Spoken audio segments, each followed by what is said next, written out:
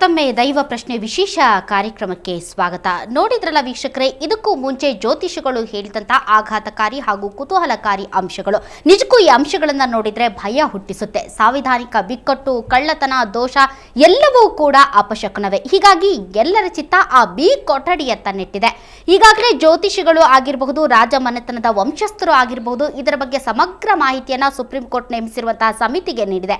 ಹಾಗಾಗಿ ಈ ಸಮಿತಿ ಕೊಟ್ಟಂತಹ ರಿಪೋರ್ಟ್ನ ಆಧರಿಸಿ ಸುಪ್ರೀಂ ಕೋರ್ಟ್ ಆ ಬಾಗಿಲನ್ನ ತೆಗೆಯೋದಕ್ಕೆ ಅನುಮತಿಯನ್ನ ನೀಡುತ್ತಾ ಇಲ್ವಾ ಅನ್ನೋದೇ ದೊಡ್ಡ ಪ್ರಶ್ನೆ. ಆದರೂ ಕೂಡ ಈ ಅಷ್ಟಮಂಗಳ ಪ್ರಶ್ನೆಯ ಬಗ್ಗೆ ಸಾಕಷ್ಟು ಪ್ರಶ್ನೆಗಳಿವೆ, ಸಾಕಷ್ಟು ಅನುಮಾನಗಳಿವೆ. ಹೇಗೆ ನಡೆಯುತ್ತೆ, ಯಾವ ರೀತಿ ವಿಧಿವಿಧಾನಗಳಿರುತ್ತೆ, ಎಲ್ಲ ವಿಷಯಗಳ ಬಗ್ಗೆ ಬನ್ನಿ ನಮ್ಮ ಚರ್ಚೆಯನ್ನ ಮುಂದುವರಿಸೋಣ. ಗೋಪಾಲಕೃಷ್ಣ ಶರ್ಮಾ ಪಂಡಿತ್ರೆ, ಈಗ ಅಷ್ಟಮಂಗಳ ಪ್ರಶ್ನೆ ಹಾಕಿದ್ದಾಗಿದೆ, ಅದರಿಂದ ಬಹಳಷ್ಟು ಕುತೂಹಲಕಾರಿ ಅಂಶಗಳು ಕೂಡ ಹೊರಗೆ ಬಂದಿದೆ. ಗುರುವಾಯೂರು ಆಯಿತು ಮತ್ತು ಶಬರಿಮಲೆ ಆಯಿತು, ಇಲ್ಲೂ ಕೂಡ ಈ ರೀತಿಯಾದಂತಹ ಪ್ರಶ್ನೆಗಳನ್ನು, ದೈವ ಪ್ರಶ್ನೆಗಳನ್ನು ನಿರ್ವಹಿಸಲಾಗಿದೆ. ಸಾಮಾನ್ಯವಾಗಿ ಅಷ್ಟಮಂಗಳ ಪ್ರಶ್ನೆ ಅನ್ನುವಂತಹ ಈ ಒಂದು ಜ್ಯೋತಿಷ್ ಶಾಸ್ತ್ರ ಏನು ಹೇಳ್ತಾರೆ, ಇದಕ್ಕೆ ಮೊರೆ ಹೋಗೋದು ಯಾವಾಗ? ಓಂ ಗುರುಭ್ಯಶ್ಚ ಗ್ರಹೇಭ್ಯಶ್ಚ ಮಯಾ ಬದ್ಧೋಯ ಮಂಜರಿ ಪ್ರಸನ್ನ ಮನಸಸ್ಥೆ ಮೇ ಸತ್ಯಾಂ ಕುರುವಂತು ಭಾರತಿ. ದೇವಸ್ಥಾನದಲ್ಲಿ ವಿಶೇಷವಾದಂತಹ ತೊಂದರೆಗಳು ಏರ್ಪಟ್ಟಾಗ, ದೇವಸ್ಥಾನದಲ್ಲಿ ಕಳ್ಳತನ ಆದಾಗ, ದೇವಸ್ಥಾನದಲ್ಲಿರುವಂತಹ ಸಂಪತ್ತುಗಳು ಸೂರೆಗೊಂಡಾಗ ಅಥವಾ ಅದು ಆಚೆ ಹೋದಾಗ, ಅದಲ್ಲದೆ ದೇವಸ್ಥಾನದಲ್ಲಿ ಕೆಲವಷ್ಟು ಅಪಶಕನಗಳಾದಾಗ, ದೇವಸ್ಥಾನಕ್ಕೆ ಬಂದು ಹೋಗುವಂತಹ ಭಕ್ತಾದಿಗಳಿಗೆ ಫಲ ಸರಿಯಾಗಿ ಆಗದೆ ಹೋದಂತಹ ಸಂದರ್ಭದಲ್ಲಿ ದೇವಸ್ಥಾನದಲ್ಲಿ ಏನೇನು ತೊಂದರೆಗಳಾಗಿದೆ, ದೇವರ ಸಾನ್ನಿಧ್ಯ ಇದೆಯೇ ಇಲ್ಲವೋ ಅದನ್ನು ಚಿಂತನೆ ಮಾಡುವಂತಹ ಸಂದರ್ಭದಲ್ಲಿ ಮೂಲತಃ ದೇವಪ್ರಶ್ನೆಯನ್ನು, ಅಷ್ಟಮಂಗಲದಲ್ಲಿ ದೇವಪ್ರಶ್ನೆಯನ್ನು ಇಡುವಂತಹ ಒಂದು ಪದ್ಧತಿ ಇದೆ. ಇದು ಈಗಿಂದಲ್ಲ, ಅನೂಚಾನವಾಗಿ ನಡೆದುಕೊಂಡು ಬಂದಂತಹ ಒಂದು ಪದ್ಧತಿ. ಈ ಪದ್ಧತಿಯಲ್ಲಿ ಅಷ್ಟಮಂಗಲ ಬಹಳ ವಿಶೇಷವಾದಂತಹ ಒಂದು ಪ್ರಶ್ನೆಶಾಸ್ತ್ರ. ಈ ಪ್ರಶ್ನೆಶಾಸ್ತ್ರದಲ್ಲಿ ಅಷ್ಟಮಂಗಲವನ್ನು ಚಿಂತನೆ ಮಾಡುವಾಗ ಸಾಕಷ್ಟು ಜನ ಜ್ಯೋತಿಷಿಗಳು, ಆ ಪ್ರಾಂತ್ಯದಲ್ಲಿರುವಂತಹ ಸಾಕಷ್ಟು ಜನ ಜ್ಯೋತಿಷಿಗಳನ್ನು ಇಟ್ಟುಕೊಂಡು ಒಬ್ಬರು ಮಂಥನವನ್ನು ಮಾಡ್ತಾರೆ. ಚಿಂತನ ಮತ್ತು ಮಂಥನಗಳು ಸಾಕಷ್ಟು ನಡೀತದೆ. ಆ ಮಂಥನ ಆದ ನಂತರದಲ್ಲಿ ಏನೇನು ಫಲಗಳು ಬರ್ತದೆ, ಅದರಲ್ಲಿ ದೋಷಗಳು ಏನಿದೆ, ಆ ದೋಷಗಳಿಗೆ ಪರಿಹಾರ ಏನು ಇತ್ಯಾದಿಗಳನ್ನೆಲ್ಲವನ್ನು ಸಮಗ್ರವಾಗಿ ಚಿಂತನೆಯನ್ನು ಮಾಡ್ತಾರೆ. ಹೀಗಾಗಿ ಅಷ್ಟಮಂಗಲ ಪ್ರಶ್ನೆಯಲ್ಲಿ ಮೊದಲು ಆರಂಭ ಮಾಡುವಾಗ ಚಕ್ರಲೇಖನವನ್ನು ಮಾಡಿಕೊಳ್ತಾರೆ. ಚಕ್ರಲೇಖನ ಕ್ರಮ ಅಂತ ಒಂದಿದೆ. ಅದರಲ್ಲಿ 12 ರಾಶಿಗಳನ್ನ ಮಾಡಿಕೊಂಡು ಮಧ್ಯದಲ್ಲಿ ಪದ್ಮದಳ ಆಕೃತಿಯನ್ನು ಮಾಡ್ತಾರೆ. ಅದಕ್ಕೆ ಬ್ರಹ್ಮಸ್ಥಾನ ಅಂತ ಹೆಸರು. ಆ ಬ್ರಹ್ಮಸ್ಥಾನದಲ್ಲಿ ಪೂಜೆಯನ್ನು ಆರಂಭ ಮಾಡುವುದಕ್ಕಿಂತ ಪೂರ್ವದಲ್ಲಿ ಶುದ್ಧವಾದಂತಹ ಕ್ಷತ ಇಲ್ಲದೆ ಹೋದಂತಹ, ತುಂಡಾಗದೇ ಇರುವಂತಹ ತೊಂಡಲವನ್ನು ಬೀರಿಕೊಂಡು ಅದರ ಮಧ್ಯಭಾಗದಲ್ಲಿ ಒಂದು ಕಲಶವನ್ನು ಇಟ್ಟುಕೊಳ್ತಾರೆ. ಅದಕ್ಕೆ ದಕ್ಷಿಣಾಮೂರ್ತಿ ಕಲಶ ಅಂತ ಹೆಸರು. ಆ ದಕ್ಷಿಣಾಮೂರ್ತಿ ಕಲಶವನ್ನು ಇಟ್ಟುಕೊಂಡು ಅದಕ್ಕೆ ಸಮಗ್ರವಾದಂತಹ ಪೂಜೆಯನ್ನು ಮಾಡಿಕೊಳ್ಳುವುದಕ್ಕಿಂತಲೂ ಪೂರ್ವದಲ್ಲಿ ಮಹಾಗಣಪತಿಯನ್ನು ವಿಘ್ನಗಳು ಬರದೇ ಹೋದ ರೀತಿಯಲ್ಲಿ ಮಹಾಗಣಪತಿಯ ಪ್ರಾರ್ಥನೆ ಅಥವಾ ಪೂಜೆಯನ್ನು ಮಾಡಿಕೊಂಡು ನವಗ್ರಹ ಪೂಜಾದಿಗಳನ್ನೆಲ್ಲ ಮಾಡಿಕೊಂಡ ನಂತರದಲ್ಲಿ ಈ ದಕ್ಷಿಣಾಮೂರ್ತಿ ಪೂಜೆಯನ್ನು ಮಾಡ್ತಾರೆ. ಆ ಮೂರ್ತಿ ಪೂಜೆಯನ್ನು ಮಾಡುವಂತಹ ಸಂದರ್ಭದಲ್ಲಿ ಕುಮಾರಿಯನ್ನು ಅಲಂಕರಿಸಿ, ಕುಮಾರಿಯ ಕೈಯಲ್ಲಿ ಅಥವಾ ಕುಮಾರಿ ಸಿಗದೆ ಹೋದರೆ ಕುಮಾರನ ಕೈಯಲ್ಲಿ ಅಕ್ಷತೆ ಸಹಿತವಾಗಿ ಪುಷ್ಪವನ್ನು ಕೊಟ್ಟು ಅದನ್ನು, ಆ ಚಕ್ರಲೇಖನ ಏನು ಮಾಡಿದೆಯೋ ಅದಕ್ಕೆ 3 ಪ್ರದಕ್ಷಿಣೆ ಬಂದು ನಮಸ್ಕಾರವನ್ನು ಮಾಡಿ, ಜ್ಯೋತಿಷಿಗಳಿಗೆ ಹಾಗೂ ಆ ಚಕ್ರಕ್ಕೆ ನಮಸ್ಕಾರವನ್ನು ಮಾಡಿದ ನಂತರದಲ್ಲಿ ಅದನ್ನು ಆ 12 ರಾಶಿಯಲ್ಲಿ ಎಲ್ಲಿ ಬೇಕಾದರೂ ಇಡಬಹುದು. ಅವಳಿಗೆ, ಆ ಕುಮಾರಿಗೆ ಯಾವ ರೀತಿಯಾಗಿ ಮನಸ್ಸು ಬರ್ತದೆಯೋ, ಎಲ್ಲಿ ಇಡಬೇಕು ಅಂತ ದೈವ ಪ್ರೇರಣೆ ಆಗ್ತದೆಯೋ ಆ ದೈವ ಸೂಚನೆ ಕೊಡ್ತದೆ. ಆ ಸಂದರ್ಭದಲ್ಲಿ ಅಲ್ಲಿ ಆ 12 ರಾಶಿಯಲ್ಲಿ ಎಲ್ಲಾದರೂ ಇಡಬಹುದು. ಪಂಡಿತ್ರೆ, ಕುಮಾರಿ ಅನ್ನುವಂತಹ ಮಾತನ್ನ ಹೇಳ್ತಾ ಇದ್ರು ಪಂಡಿತರು. ಅಂದ್ರೆ ಕೇವಲ ಕುಮಾರಿಯನ್ನಷ್ಟೇ ಬಳಸಲಾಗುತ್ತಾ ಅಥವಾ ಕುಮಾರ, ಕುಮಾರಿ ಅಥವಾ ವಯಸ್ಸು ಇಲ್ಲಿಂದ ಇಲ್ಲಿಯವರೆಗೆ ಇಷ್ಟೇ ವಯೋಮಿತಿ ಇರಬೇಕು ಅನ್ನೋದೇನಾದ್ರೂ ಖಂಡಿತ ಇದೆ. ಯಾಕೆಂದ್ರೆ ಅವರಿಗೆ ಯಾವುದೇ ತಿಳುವಳಿಕೆ ಇರಬಾರ್ದು. ಸಣ್ಣ ವಯಸ್ಸನ್ನು ಅಂತ ಹೇಳ್ತೇವೆ, ಬಾಲಕರು ಹೇಳ್ತೇವೆ, ಹುಡುಗನಾಗಲಿ ಸಣ್ಣವರು, ಒಂದು ಪ್ರಾಪ್ತ ವಯಸ್ಸಿನವರಾಗಿರಬೇಕು. ಅವರಿಗೆ ಯಾವುದೇ ಈ ಒಂದು ಜ್ಯೋತಿಷದ ಬಗ್ಗೆ ಕಲ್ಪನೆ ಇರಬಾರ್ದು. ಯಾವ ಕಲ್ಪನೆ ಇರಬಾರ್ದು, ಸುಮ್ಮನೆ ಬಂದು ಅವ್ರು ಹೇಳಿದ ಕೂಡಲೇ ನಾವು ಹೇಳಿದಷ್ಟು ಮಾಡುವಾಗಿರಬೇಕು. ಅವರು ಬಂದು ನಾವೇನು ಕೊಡ್ತೇವೆ, ಸುವರ್ಣ, ಪುಷ್ಪ, ಅಕ್ಷತ, ಸುವರ್ಣವನ್ನು ಕೊಡಬೇಕು ಅಂತಿದೆ. ಅವನ್ನೆಲ್ಲವನ್ನು ಇಟ್ಕೊಂಡು ಅಷ್ಟಮಂಗಲ ಪ್ರಶ್ನೆಯಿಂದ 8 ಪ್ರಕಾರ ಇದೆ. ದರ್ಪಣದಿಂದ ಶುರುವಾಗುತ್ತದೆ. ಕನ್ನಡಿ, ತಾಂಬೂಲ, ಆಮೇಲೆ ಅದರ ಜೊತೆಗೆ ಹೂಗು, ಅಕ್ಷತ, ಆಮೇಲೆ 8 ಪ್ರಕಾರ. ಅಷ್ಟಮಂಗಳ ಅಂದ್ರೆ ಅಷ್ಟಕ್ಕೆ ಸಂಬಂಧಪಟ್ಟಂತೆ ಅದನ್ನು ಸೂಚಿಸುವಂತಹ ವಸ್ತುಗಳು ಏನಾದ್ರೂ ಇದಾವ? ಹೌದೌದು. ಒಂದು ವಸ್ತುವು, ಪ್ರತಿಯೊಂದು ವಸ್ತುವು, ತಾಂಬೂಲಕ್ಕೆ, ತಾಂಬೂಲದಲ್ಲಿ ಎಷ್ಟು ದೇವತೆಗಳಿದೆ ಅನ್ನುವಂಥದ್ದಿದೆ. ತಾಂಬೂಲ, ಮೊದಲಿಗೆ ತಾಂಬೂಲ ಪ್ರಶ್ನೆಯನ್ನು ಕೊಡ್ತೇವೆ. ತಾಂಬೂಲ ಸರಿಯಾಗಿದೆಯೋ ನೋಡ್ತೇವೆ, ತಾಂಬೂಲ ಛಿದ್ರವಾಗಿದೆಯೋ, ಎಷ್ಟು ತಾಂಬೂಲ ಇದೆ, ಹೀಗೆ ಪ್ರಶ್ನೆಗಳಲ್ಲಿ ತಾಂಬೂಲ ಪ್ರಶ್ನೆ ಅಂತ ಇದೆ. ಅಷ್ಟಮಂಗಲ ಪ್ರಶ್ನೆಯಲ್ಲಿ 8 ಪ್ರಕಾರ. ಅದರ 8 ಪ್ರಕಾರದಲ್ಲಿ ಅಷ್ಟಮಂಗಲದಲ್ಲಿ ನಾವು ಯಾವ್ಯಾವ್ದು ಇಟ್ಕೊಳ್ತೇವೆ ಅಂತಂದರೆ, ಒಂದನೇದಾಗಿ ಸಾಮಾನ್ಯವಾಗಿ ಬಂಗಾರ, ಮೊದಲನೇದು ಫಸ್ಟ್ ಬಂಗಾರ ಇಟ್ಕೊಳ್ತೇವೆ, ಎರಡನೇದಾಗಿ ಕನ್ನಡಿ, ಮೂರನೇದಾಗಿ ಹೂಗು, ನಾಲ್ಕನೇದಾಗಿ ಅಕ್ಷತ, ಐದನೇದಾಗಿ ಹಣ್ಣು, ಆರನೇದಾಗಿ ವಸ್ತ್ರ, ಏಳನೇದಾಗಿ ಪುಸ್ತಕ, ಹೀಗೆ ಎಂಟನೇದಾಗಿ ಹೀಗೆ 8 ಇದನ್ನು ಇಟ್ಕೊಳ್ತೇವೆ. 8 ವಿಧವಾದಂಥ ವಸ್ತುವನ್ನಲ್ಲಿ ಇಟ್ಕೊಂಡು ಅದು 8 ವಸ್ತುವು ಒಂದೊಂದು ವಿಶೇಷತೆ ಇದೆ, ಒಂದೊಂದು ವಸ್ತುವಿನಲ್ಲೂ ಸಹ. ಮೊದಲಿಗೆ ನಾವು ತಾಂಬೂಲ ಪ್ರಶ್ನೆ ಅಂತ ನೋಡಿದ್ರೆ, ತಾಂಬೂಲ ಸರಿಯಾಗಿದೆಯೋ ನೋಡಬೇಕು, ಛಿದ್ರವಾಗಿದೆಯೋ, ಅವ್ರು ಯಾವ ದಿಕ್ಕಿನಲ್ಲಿ ಇಟ್ಟಿದ್ದಾರೆ, ಯಾವ ಮುಖದಲ್ಲಿ ಇಟ್ಟಿದ್ದಾಳೆ, ಅದು ಹಿಂದಿಟ್ಟಿದ್ದಾಳ, ಮುಂದಿಟ್ಟಿದ್ದಾಳ, ಆ ತಾಂಬೂಲ 2 ಇದೆಯೋ, 1 ಇದೆಯೋ, 3 ಇದೆಯೋ, 5 ಇದೆಯೋ, 10 ಇದೆಯೋ, ಅವನ್ನೆಲ್ಲ ನೋಡಬೇಕು. ಪ್ರತಿಯೊಂದು ಪ್ರಶ್ನೆಯಲ್ಲೂ ಅಲ್ಲಿಡುವಂಥ ವಸ್ತುವಿನಲ್ಲೇ ವಿಶೇಷ, ಅದೇ ಅಷ್ಟಮಂಗಲ ಪ್ರಶ್ನೆ ವಿಶೇಷ. ಎರಡನೇದು ಅಷ್ಟಮಂಗಲ ಪ್ರಶ್ನೆಗೆ ಕಾಲ ವಿಶೇಷ. ಅವ್ರು ಪ್ರಶ್ನೆ ಹಾಕೋ ದಿವಸ ವಿಶೇಷ ಅಲ್ಲ, ಎಲ್ಲಿ ಯಾವ ದಿವಸ ಅಷ್ಟಮಂಗಲ ಪ್ರಶ್ನೆ ಹಾಕ್ತೆ ಅಂತ ಕರೆದ್ರು. ಇವತ್ತು ನೀವು ನಮಗೆ 12 ಗಂಟೆಗೆ ದೇವ ಪ್ರಶ್ನೆ ಚಿಂತನೆಗೆ ಅಂತ ಫೋನ್ ಮಾಡಿದ್ರಿ, ಅದೇ ಶುರು. ಪ್ರಶ್ನೆ ಅಂದರೆ ಕಾಲ. ಯಾವಾಗ ಪ್ರಶ್ನೆ ಹಾಕುವಂಥ ಪ್ರೇಕ್ಷಕರನ್ನು ಫೋನ್ ಮಾಡಿಯೋ ಅಥವಾ ಭೇಟಿ ಆಗ್ತೀರೋ, ಅಷ್ಟಮಂಗಲ ಪ್ರಶ್ನೆ ಅನ್ನೋದು ಅಲ್ಲಿಂದ ಶುರುವಾಗುತ್ತೆ, ಕಾಲದಿಂದನೇ ಶುರುವಾಗುತ್ತೆ. ಓಕೆ ಗುರುಜಿ, ಈಗ ಕಾಲದ ಬಗ್ಗೆ ಅಂದ್ರೆ ಸಮಯದ ಬಗ್ಗೆ ಹೇಳ್ತಾ ಇದ್ರು. ಅಂದ್ರೆ ಈ ದಕ್ಷಿಣ ಮೂರ್ತಿಯನ್ನ ಪ್ರತಿಷ್ಠಾಪಿಸೋಕೆ ತಂತ್ರಿಗಳು ಯಾವಾಗ ಮನೆಯಿಂದ ಹೊರಡ್ತಾರೋ ಅಲ್ಲಿಂದನೇ ಶುರುವಾಗುತ್ತಾ ಈ ಸಮಯದ ಕೌಂಟ್? ಖಂಡಿತ ಇಲ್ಲ. ನೋಡಿ, ನಮ್ಮ ಪ್ರಾಚೀನ ಭಾರತದಲ್ಲಿ ಭಾಳಷ್ಟು ಜ್ಯೋತಿಷ ಶಾಸ್ತ್ರಗಳು, ಶಕುನಗಳು ಎಲ್ಲವನ್ನು ಇದು ಮಾಡಿ, ಅದರಲ್ಲಿ ಇದು ಸಹಿತ ಹೌದು. ಏನು ಈ ಅಷ್ಟಮಂಗಲ ಪ್ರಶ್ನೆ ಇದೆ, ಇದು ತುಳುನಾಡಿನಿಂದ ಪ್ರಾರಂಭವಾದದ್ದು ಅಂತಂತ ಹೇಳ್ತಾರೆ. ಇಲ್ಲಿ ಏನು ಅಷ್ಟಮಂಗಲ ಅಂದರೆ 8 ದ್ರವ್ಯಗಳ ಮುಖಾಂತರ ತಿಳಿಯುವಂಥದ್ದು ಅಂತ ಹೇಳ್ತಾರೆ. 8 ದ್ರವ್ಯ ಹೇಳಿದ ಹಾಗೆ ತುಪ್ಪದ ದೀಪ, ಕನ್ನಡಿ, ಪುಸ್ತಕ, ಹಾಲು, ಮೊಸರು, ಬಂಗಾರ, ಬಿಳಿ ವಸ್ತ್ರ, ಇವುಗಳ ಮುಖಾಂತರ ತಿಳಿಯುವಂಥ ಶಕುನಗಳು. ಓಕೆ ಪಂಡಿತ್ರೆ, ಈ ಒಂದು ತುಪ್ಪದ ದೀಪ ಅನ್ನುವಂಥ ಮಾತನ್ನ ಗುರುಜಿ ಹೇಳಿದ್ರು. ಈ ತುಪ್ಪದ ದೀಪಕ್ಕೆ ತುಂಬಾ ಪ್ರಾಮುಖ್ಯತೆ ಇದೆ ಅಂತ ಹೇಳ್ತಾರೆ. ಸೊ ಯಾವ ರೀತಿಯಂತಹ ಪ್ರಾಮುಖ್ಯತೆ ಇದೆ? ಈಗ ಅಲ್ಲೇನ ಯಾರಿಗೆ ಕೇಳಿದೆ ನಾನು? ಖಂಡಿತವಾಗಿ ನೋಡಿ, ಈ ಅಷ್ಟಮಂಗಲದಲ್ಲಿ ವಿಶೇಷವಾದಂತಹ ಒಂದು ಇದನ್ನು ಹೇಳಿದ್ದಾರೆ. ದೀಪಂಚ ದರ್ಪಣಂ ಹೇಮ, ಕ್ಷೀರಪಾತ್ರಂ ಫಲಂ ದದಿ, ಪುಸ್ತಕಂ ಶ್ವೇತವಸ್ತ್ರಂಚ, ಲೌಕಿಕಂ ಜಾಷ್ಟಮಂಗಲಂ ಅಂತ ಹೇಳಿದ್ದಾರೆ. ಈ ಅಷ್ಟಮಂಗಲದಲ್ಲಿ ಈ 8 ರೀತಿಯಾದಂಥದ್ದು ಇಡಬೇಕು. ಮೊದಲನೇದಾಗಿ ದೀಪ, ಆಮೇಲೆ ಕನ್ನಡಿ, ಆಮೇಲೆ ಬಂಗಾರ, ಕ್ಷೀರಪಾತ್ರೆ, ಫಲಪುಷ್ಪಾದಿಗಳು, ದಧಿ, ಪುಸ್ತಕ, ಶ್ವೇತವಸ್ತ್ರ ಮತ್ತು ಲೌಕಿಕವಾಗಿ ಈ 8 ರೀತಿಯಾದಂತಹ ದ್ರವ್ಯಾದಿಗಳನ್ನು ಇಟ್ಟುಕೊಂಡು ಅಷ್ಟಮಂಗಲವನ್ನು ಆರಂಭ ಮಾಡ್ತಾರೆ. ಮಂಗಲಕ್ಕೂ ಪೂರ್ವದಲ್ಲಿ ದೀಪಸ್ಥಾಪನೆ ಅಂತ ಒಂದಿದೆ.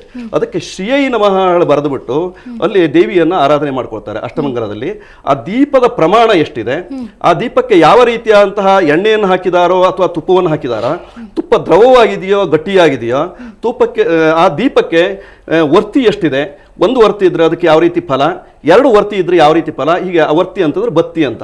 ಆ ಬತ್ತಿಯ ಅಳತೆ ಎಷ್ಟಿದೆ ಅದನ್ನೆಲ್ಲವನ್ನು ಸಮಗ್ರವಾಗಿ ಜ್ಯೋತಿಷಿಯಾದವನು ಮೊದಲು ಚಿಂತನೆ ಮಾಡ್ಕೊಳ್ತಾನೆ. ಅಷ್ಟು ಮಾಡಿಕೊಳ್ಳುವುದಕ್ಕೂ ಪೂರ್ವದಲ್ಲಿ ಮತ್ತೆ ಅವರ ಪಕ್ಕದಲ್ಲೇ ಜ್ಯೋತಿಷಿಗಳೆಲ್ಲ ಇರ್ತಾರೆ. ಇದು ಒಂದು ಇದನ್ನು ಮಾಡುವಾಗ ಮೊನ್ನೆ ಮಾಡಿದಂತಹ ಈ ಅಷ್ಟಮಂಗಲದಲ್ಲಿ 70 ಜನ ಜ್ಯೋತಿಷಿಗಳಿದ್ದಾರೆ ಅಂತ ಕಂಡು ಬಂದಿದೆ. 70 ಜನ ಜ್ಯೋತಿಷಿಗಳಿದ್ದಾರೆ, ಪ್ರಧಾನವಾಗಿ 6 ಜನ ಇದ್ದಾರೆ ಅಂತ. ಆ ಜ್ಯೋತಿಷ್ಯವನ್ನು ಚಿಂತನೆ ಮಾಡುವುದಕ್ಕಿಂತ ಪೂರ್ವದಲ್ಲಿ ತ್ರಿಸ್ಫುಟ ಸಾಧನೆ, ಚತುಷ್ಪುಟ ಸಾಧನೆ, ಪಂಚಸ್ಫುಟ ಸಾಧನೆಯನ್ನು ಮಾಡ್ಕೊಳ್ತಾರೆ. ಮತ್ತೆ ಈಗ ಹೇಳಿದ ಹಾಗೆ ಜ್ಯೋತಿಷಿಗಳನ್ನ ಮೊದಲು ಹೋಗಿ ಅವರಿಗೆ ತಾಂಬೂಲವನ್ನು ಕೊಟ್ಟು ಬರ್ತಾರೆ. ತಾಂಬೂಲ ಫಲತಾಂಬೂಲಗಳನ್ನು ಕೊಟ್ಟು ಪ್ರಾರ್ಥನೆ ಮಾಡಿ ಬರಬೇಕು ಅಂತಿದೆ. ಯಾಕಂದ್ರೆ ಯಾವ ಜ್ಯೋತಿಷಿಯೂ ನೇರವಾಗಿ ಬರುವ ಹಾಗಿಲ್ಲ. ಆದ್ದರಿಂದ ಅವರಿಗೆ ಫಲತಾಂಬೂಲವನ್ನು ಕೊಡ್ತಾರೆ. ಅದೇ ಅಲ್ಲಿಂದ ಶುರುವಾಗುತ್ತೆ. ದೈವಜ್ಞೇನ ಸಮಾಹಿತೇನ ಸಮಾಹಿ ಅಂತ ಶುರುವಾಗ್ತದೆ. ದೈವಜ್ಞರನ್ನು ಯಾವ ರೀತಿಯಾಗಿ ಭೇಟಿ ಮಾಡ್ತಾರೆ, ಆ ಭೇಟಿ ಮಾಡಲಿಕ್ಕೆ ಹೋದಂತಹ ಸಂದರ್ಭದಲ್ಲಿ ಎಷ್ಟು ಜನರು ಇರ್ತಾರೆ, ಅವರ ಆಕೃತಿಗಳೇನು, ಅವರು ತೊಟ್ಟಂತಹ ಬಟ್ಟೆಗಳು ಯಾವ ರೀತಿಯಲ್ಲಿತ್ತು, ಅವರು ಯಾವ ರೀತಿಯಲ್ಲಿ ಬಂದಿದ್ದಾರೆ, ಬಂದ ತಕ್ಷಣದಲ್ಲಿ ದೈವಜ್ಞರಿಗೆ ನಮಸ್ಕಾರ ಮಾಡಿದಾರಾ ಇಲ್ವಾ, ಅಥವಾ ರಿಕ್ತ ಹಸ್ತದಲ್ಲಿ ಬಂದಿದಾರಾ ಅಥವಾ ಹಸ್ತಪೂರ್ಣರಾಗಿ ಇತ್ಯಾದಿಗಳನ್ನೆಲ್ಲವನ್ನೂ ಸಮಗ್ರೀಕರಿಸಿ ಜ್ಯೋತಿಷ್ಯವನ್ನ ಆರಂಭ ಮಾಡ್ತಾರೆ. ಇದು ಜ್ಯೋತಿಷ್ಯದ ಮೊದಲನೆಯ ಲಕ್ಷಣ. ಆ ನಂತರದಲ್ಲಿ ಜ್ಯೋತಿಷ್ಯ ಮೊದಲನೇ ಲಕ್ಷಣ ಅಂತ ಹೇಳಿದ್ರೆ, ಆದ್ರೆ ಜ್ಯೋತಿಷಿಗಳು ಪಾಲ್ಗೊಂಡಂತಹ ಜ್ಯೋತಿಷಿಗಳಿಗೆ ಇರಬೇಕಾದಂತಹ ಅರ್ಹತೆ ಏನು ಅಂದ್ರೆ ಅವರಿಗೆ ಕೆಲವೊಂದು ಕ್ವಾಲಿಟೀಸ್ ಇರಬೇಕು. ಶಂಭು ಪಂಡಿತ್ರೆ, ಅದ್ರ ಬಗ್ಗೆ ಏನು ಹೇಳ್ತೀವಿ? ಅದು ಬಹಳ ಮುಖ್ಯ. ಅಲ್ಲಿ ಜ್ಯೋತಿಷಿಗಳು ಯಾವಾಗಲೂ ಆ ಜ್ಯೋತಿಷ್ಯವನ್ನು ಹೇಳಬೇಕಿದ್ರೆ ಅವರಿಗೆ ಒಂದಿಷ್ಟು ನಿಯಮಗಳಿದೆ, ಅದು ಇರಲೇಬೇಕು. ಹಾಗಾಗಿ ಅವನೇನಾಗಿರ್ತಾನೆ ಅಂದರೆ ವೇದಾಧ್ಯಾಯಿ. ಮೊಟ್ಟ ಮೊದಲನೇದಾಗಿ ಅವನು ವೇದ ಓದಿರಬೇಕು. ಗ್ರಹ ಯಜನ ಪಟುಹು, ನಿತ್ಯದಲ್ಲಿ ಮನೆಯಲ್ಲಿ ಗ್ರಹರ ಪೂಜೆಯನ್ನು ಮಾಡಬೇಕು. ಸತ್ಯವಂತನಾಗಿರಬೇಕು. ವಿನಯಿ ವೇದಾಧ್ಯಾಯಿ ಗ್ರಹ ಯಜನ ಪಟುಹು. ಜ್ಯೋತಿಷ್ಯ ಅದನ್ನು ಯಾವಾಗಲೂ ಸುಳ್ಳು ಹೇಳಬಾರ್ದು. ಆಚಾರವಂತನವಾಗಿರಬೇಕು, ಒಳ್ಳೆಯ ನಿಷ್ಠಾವಂತನಾಗಿರಬೇಕು. ಮತ್ತು ಜ್ಯೋತಿಷ್ಶಾಸ್ತ್ರದ ಸಂಪೂರ್ಣ ದಿನವೂ ಅದನ್ನು ಚಿಂತನೆಯೇ ಮಾಡ್ತಾ ಇರಬೇಕು. ಭವಿಷ್ಯ ಹೇಳಲಿಕ್ಕಾಗಿ ಆ ದಿವಸಕ್ಕೆ ಮಾತ್ರ ಅಲ್ಲ, ಜ್ಯೋತಿಷ್ಯವನ್ನು ಓದ್ಮೇಲೆ ಪ್ರತಿದಿನವೂ ಆ ಗ್ರಹಗಳ ಸ್ಥಿತಿ ಗತಿ, ಗ್ರಹಗಳು ಎಷ್ಟು ಗತಿಯಲ್ಲಿ ಹೋಗ್ತಾ ಇದ್ದಾರೆ, ಯಾವ ಸ್ಥಿತಿಯಲ್ಲಿದ್ದಾರೆ, ಹಾಗೆ ಪ್ರೇಕ್ಷಕರು ಬರುವಾಗ ಇವರು ಹೇಳಿದಾಗೆ ಪ್ರಚಕ್ಕನ ಸ್ಥಿತಿಯನ್ನು ಗಮನಿಸಬೇಕು. ಹಾಗೆ ಇವರು ಮನೆಯಿಂದ ಪ್ರಶ್ನೆಯಿಂದ ಹೊರಡ್ತಾರಲ್ಲ, ಆ ಕಾಲದ ಶಕನ ಬಹಳ ಮುಖ್ಯ. ಜ್ಯೋತಿಷ್ಶಾಸ್ತ್ರದಲ್ಲಿ ಬರುವವರು ಹೇಗೆ ಬರ್ತಾರೋ, ನಾವು ಪ್ರಶ್ನೆಯನ್ನು ಅಷ್ಟಮಂಗಲಕ್ಕೆ ಹೋಗ್ತೇವೆ ಅಂತಾದರೆ ಹೋಗುವ ಮೊದಲೇ ನಮಗೆ ಏನು ಅಪಶಕುನ ಆಯಿತೋ ಶಕುನ ಆಯಿತೋ, ಮನೆಯಿಂದ ಹೊರಟ ಮೇಲೆ ಎಷ್ಟು ಜನ ಸಿಕ್ಕಿದ್ರು, ಅವ್ರ ಮನೆಗೆ ಹೋಗುವ ತನಕ ಯಾವ್ಯಾವ ನಮಗೆ ಮಧ್ಯೆಯಲ್ಲಿ ದರ್ಶನಗಳಾಯಿತು, ಯಾರ ದರ್ಶನವಾಯಿತು. ಅಂದ್ರೆ ಪಂಡಿತ್ರೆ ನೀವು ಹೇಳೋ ಪ್ರಕಾರ ಏನು ಇಂಗ್ಲಿಷ್ ಅಲ್ಲಿ ನ್ಯೂಮರಾಲಜಿ ಅಂತಾರಲ್ಲ, ಸಂಖ್ಯಾಶಾಸ್ತ್ರ, ಅದನ್ನ ಸಮಗ್ರವಾಗಿ ಈ ಅಷ್ಟಮಂಗಳ ಪ್ರಶ್ನೆಯಲ್ಲಿ ಬಳಸ್ಕೊಳ್ತಾರ. ಅಂದ್ರೆ ತಂತ್ರಿ ಈಗ ಮನೆಯಿಂದ ಹೊರಬರೋದಾಗಿರಬಹುದು, ಅಥವಾ ಈ ನಮ್ಮ ದೇವರನ್ನ ಪ್ರತಿಷ್ಠಾಪಿಸೋದಾಗಿರ್ಬಹುದು, ಬಂಗಾರದ ನಾಣ್ಯವನ್ನ ಪ್ರತಿಯೊಂದನ್ನು ಕೂಡ ಇಲ್ಲಿ ಕೌಂಟ್ ಮಾಡ್ತಾರೆ. ಅಂದ್ರೆ ಪ್ರತಿಯೊಂದು ಸಮಯವನ್ನು ಕೂಡ ಇಲ್ಲಿ ಕೌಂಟ್ ಮಾಡ್ತಾರೆ. ಅಂದ್ರೆ ಈ ಒಂದು ನ್ಯೂಮರಾಲಜಿಗೆ ಇಲ್ಲಿ ತುಂಬಾ ಇಂಪಾರ್ಟೆಂಟ್ ಇದೆ ಅಂತ ಅನ್ಸುತ್ತೆ. ಖಂಡಿತವಾಗಿ. ಯಾಕಂದ್ರೆ ಗಣಿತಶಾಸ್ತ್ರ ಇಲ್ಲದೆ ಫಲಶಾಸ್ತ್ರ ಇಲ್ಲ, ಗಣಿತಂ ಫಲಿತಂ ಇವೆರಡೂ ಅವಶ್ಯವಾಗಿರ್ತದೆ. ಯಾಕಂದ್ರೆ ಇಲ್ಲಿ ತ್ರಿಸ್ಫುಟಾದಿ ಸಾಧನೆಗಳನ್ನು ಮಾಡೋದು ಅಷ್ಟು ಸುಲಭವಾಗಿಲ್ಲ, ಮತ್ತೆ ಅಲ್ಲಿ ಲೇಖನಿಯನ್ನು ಉಪಯೋಗಿಸುವುದಿಲ್ಲ. ಕವಡೆಯಲ್ಲೇ ಎಲ್ಲ ಗಣಿತವನ್ನು ಮಾಡೋದು, ಲೇಖನಿಯನ್ನು ಉಪಯೋಗಿಸುವುದಿಲ್ಲ. ಸಾಧಾರಣವಾಗಿ ಜ್ಯೋತಿಷಿ ಆದವನು 249 ಕವಡೆಯನ್ನು ಇಟ್ಟುಕೊಳ್ಬೇಕು ಅಂತಿದೆ ಕೇರಳದ ಪ್ರಶ್ನೆಶಾಸ್ತ್ರದ ಪ್ರಕಾರವಾಗಿ. 249 ಅಷ್ಟಮಂಗಲದಲ್ಲಿ ಅಷ್ಟವೇ ಅಧಿಕವಾಗಿ 100 ಅಂದ್ರೆ 108 ಕವಡೆಯನ್ನು ಇಟ್ಟುಕೊಂಡು ಅಲ್ಲಿ ಅಭಿಮಂತ್ರಿಸ್ತಾನೆ. ಅದಕ್ಕೆ ರಾಶಿ ಪೂಜೆ ಅಂತ ಹೇಳಿದ್ರು. ಆ ರಾಶಿ ಪೂಜೆಯನ್ನು ಮಾಡುವಂತಹ ಒಂದು ಪದ್ಧತಿ ಇದೆ, ರಾಶಿ ಪೂಜೆ ಹೇಳುವಂತ ರಾಶಿ ಪೂಜೆ ಅಂತ ಹೇಳುವಂತಹ ಪದ್ಧತಿ. ಅಂದ್ರೆ ಈಗ ನವಗ್ರಹಗಳು ರಾಶಿಗಳು ಎಷ್ಟರ ಮಟ್ಟಿಗೆ ಇಲ್ಲಿ ಮಹತ್ವವನ್ನು ಪಡೆದುಕೊಂಡಿದೆ ಈ ಒಂದು ಪೂಜಾ ವಿಧಾನದಲ್ಲಿ? ನೋಡಿ, ಈಗ ವಿದ್ವತ್ತರು ಹೇಳಿದ ಹಾಗೆ 12 ರಾಶಿಗಳನ್ನು ಮಂಡಲ ಚಕ್ರವನ್ನು ಬರೆದು, ಆ ಮಂಡಲ ಚಕ್ರದಲ್ಲಿ ದೈವಜ್ಞರು ಮುಂಚಿತವಾಗಿ ಹೀಗೆ ರಚನೆ ಮಾಡಬೇಕು ಅಂತ ಹೇಳ್ತಾರೆ. ಹೇಳಾದ ನಂತರ ಆ ದೇವಸ್ಥಾನಕ್ಕೆ ಸಂಬಂಧಪಟ್ಟ ದೈವ ಪ್ರಶ್ನೆ, ಅಷ್ಟಮಂಗಲ ಪ್ರಶ್ನೆ, ಇದು ಬರೀ ದೇವಸ್ಥಾನಗಳಿಗೆ ಸಂಬಂಧಪಟ್ಟಿದ ಹಾಗೆ ಅಂತ ಹೇಳ್ತಾರೆ.